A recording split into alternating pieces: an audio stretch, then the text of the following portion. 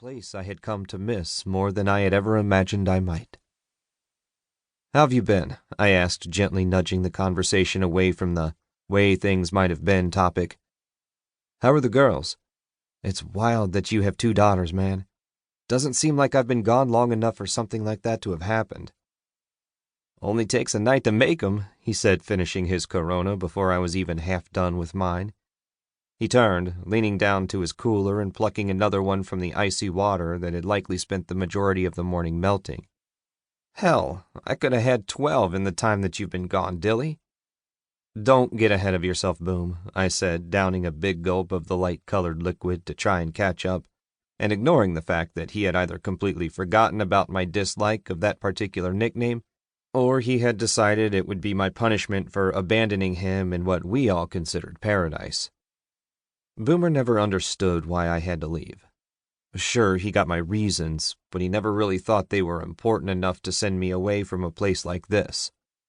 People didn't run away from Naples, they ran toward it. This was the richest city in the whole damned Union, and while Boomer and I had never been among the wealthy, there were plenty of beaches and beach bodies to keep poor boys like us from ever getting too disenchanted with the place. Also, there was an entire community of servers, small business owners, and fishermen who lived the way we did. The lower middle class of paradise. That was what my grandfather called us. The crime was almost non-existent here, too. Naples had one of the lowest averages in the country.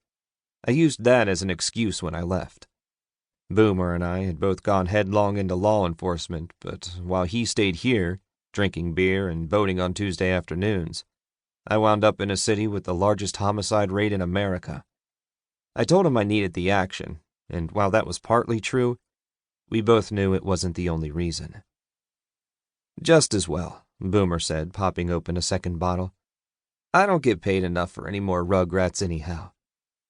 "With your work ethic, I'm shocked," I said sarcastically, clanking my bottle against his and looking out onto the Gulf. It was a nice day out here. The blue Gulf waters were so crystalline you could almost see clear to the Gulf floor. It was one of those picturesque scenes you always see on postcards that the people here learn to take for granted. I had taken them for granted too, but a dozen snow-filled winters knocked that right out of me. Now, staring at the absolute perfection of God's handiwork stretched out around me, it took all I could do not to gasp. "It's not exactly Chicago, but we get by," Boomer said, snapping me out of my awe-filled examination. I shook my head. "It's not the same," I admitted, looking out at the water and thinking of younger days when standing out on a boat and looking down at something like this was second nature instead. "Then get out of there," he answered, all the playfulness dropping from his voice. "I've told you, it'd take one phone call for me to get you a position down here.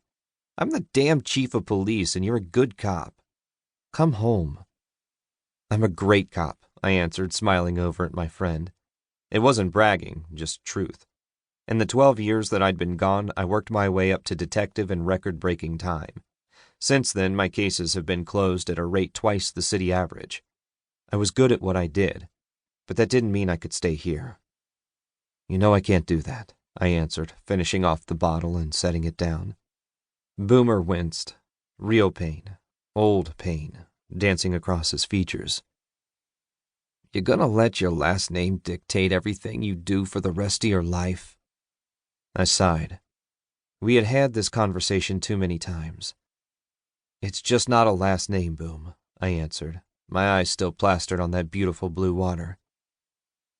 "I know that, Dillon," he said, finally dropping the dilly thing.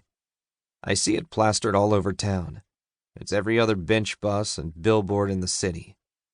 Storm Realty." He shook his head in disgust. "I'd like to give that family of yours a piece of my mind." "They're not my family," I answered quickly.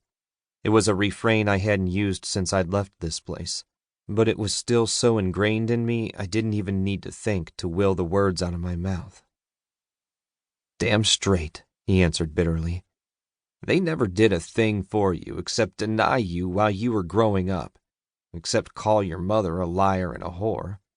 His jaw tightened as though he was reliving every slight the Storm family had ever perpetrated on me all over again in real time.